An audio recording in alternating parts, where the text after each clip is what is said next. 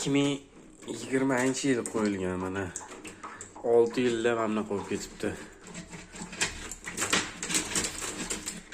Hammaga tavsiya qilardim. Uzoq 2 yilda tozalashinglarni.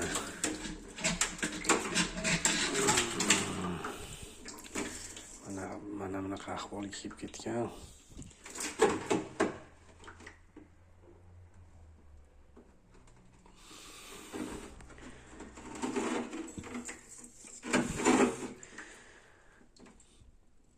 Bu sekin qizishi, keyin tok urish natijalariga olib keladi. Shuning uchun tavsiya qilardim.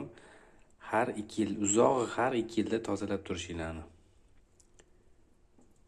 Hozir buni toza qilib, ichlarigacha tozalab, keyin qo'yib yuboramiz joyiga.